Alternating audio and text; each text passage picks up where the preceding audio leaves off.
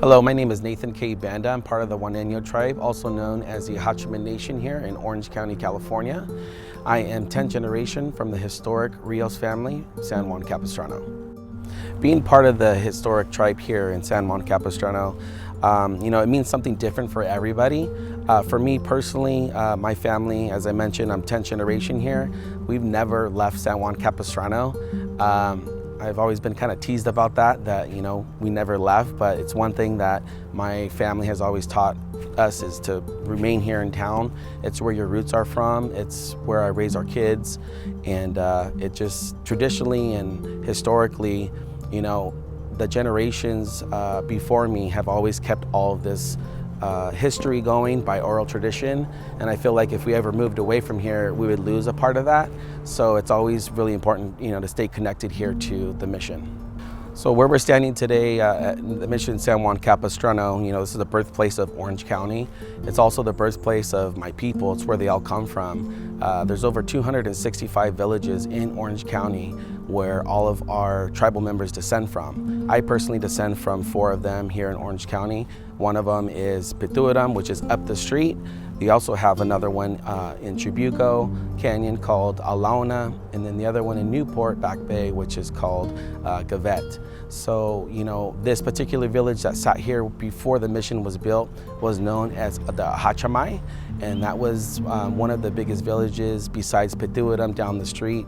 Pituaram was the capital of all of our villages of Orange County, and the leader there was a female. She was the only female leader in all of the 265 villages. Each village had their own chief, and she was the only female, and her name was Karoni.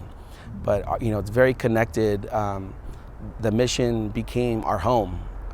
The walls here became our home.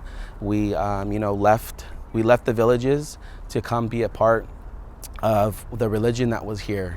And some tribal members associate themselves as Ajachiman, and some as Juaneño, and some as both.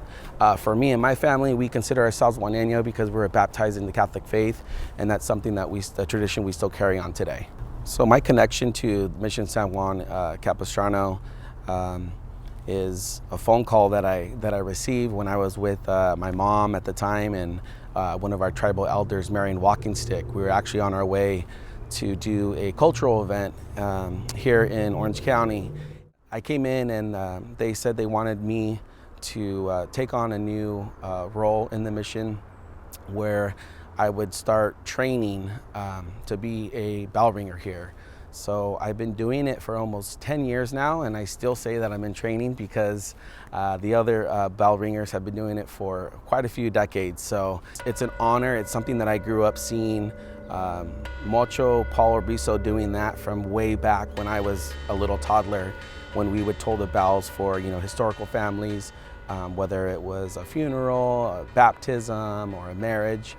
I never thought as a young kid that one day I would be tolling these old historic bells behind me. They're just so beautiful, and the stories that they tell, when we ring those bells, it means so much to us. Every time I go up to the bells, I always, thank the people before me, and for whatever occasion when we're ringing those bells, I always take a time to really reflect on why we're doing it and the meaning of it. Being here, being Native American is something that my family has been politically involved in, spiritually, culturally. I've got a taste of a little bit of everything. I used to serve on the tribal council for our tribe, and did a lot of research and submitting some of our paperwork to the federal government. And in doing so, I learned so much more about my family and where we come from.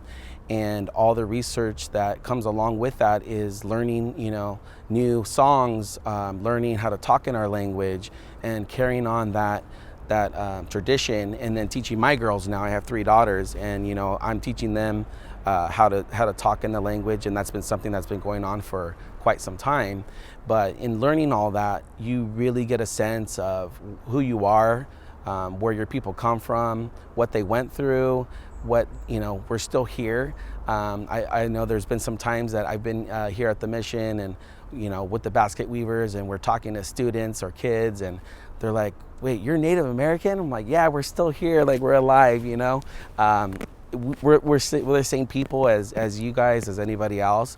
We just have a different kind of culture and religion that we follow, and it's something that we still do and carry on today. In the native traditional, we have different protocols, is what we call them today, in meeting with different people, organizations, or sometimes, when we have a cultural event, we'll invite people to come and we go over those protocols on what they are. Some of them, we have ceremonies, and there's certain ways that you walk in the circle, and there's certain ways you don't walk in the circle.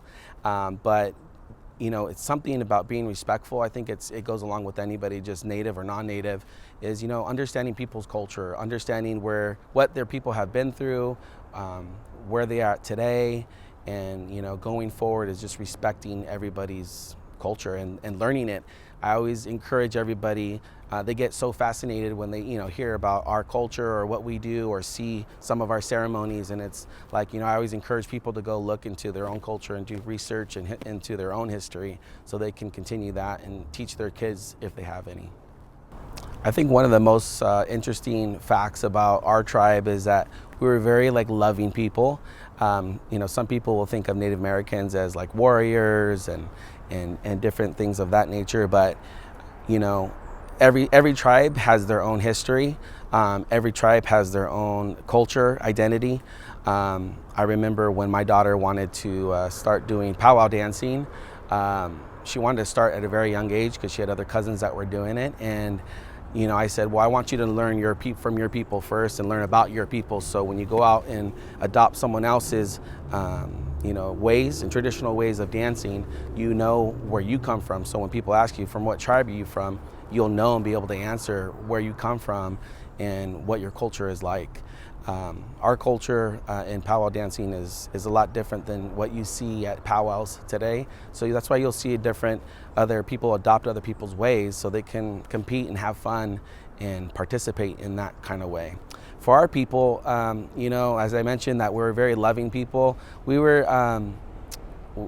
big families. We're very family connected and oriented. So a lot of those tribes, a lot of our villages here in Orange County consisted of about 30 families living in one village, and they always took care of each other. And we were hunters and gatherers, so we had a very simple life.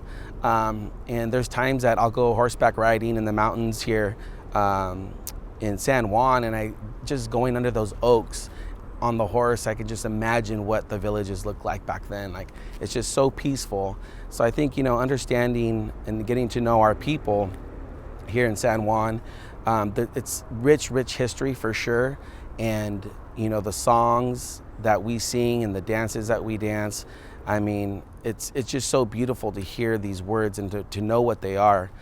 Coming here to the mission this morning to do this video, we were looking at hummingbirds here. There was one for quite a while in our language that is called Tishmahalek, and we have singers here that come here at the mission and sing. But a little bit after that, we saw another hummingbird, and then I saw another one. For me, I think we look for signs like that. I do. Whether it's a hawk, it's a message for my mom when I see that. If I see the hummingbird here, it's a message of just, they're singing, the people are singing, the people are happy, that we get to tell our story, a little bit of our story to you guys today. Something special to me is the Great Stone Church over here to my left, a beautiful building that our ancestors actually touched. Sometimes I'll walk in there and touch those walls and know that, they were there, they built it. My grandmother and my wife's grandmother were in Mass that day when the earthquake happened, and they both perished that day. So that place that we call the Great Stone Church holds a special place in my family's heart, in my heart, and to know that they were in Mass, going to church, it just really, when they walk in there, you could feel it. You could feel the spirits in there. We love to go in there every once a year for December 8th, to remember them and burn sage and honor them.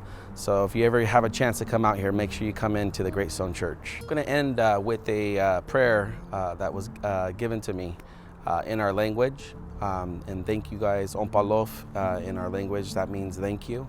Ta'omnanachi, Kamalawichum, Shamshun Lovek, Omek Chaon Hicha, Amhotivo Chamek Om Lakovana, Eva Ekna, Chamkaukila, Ila.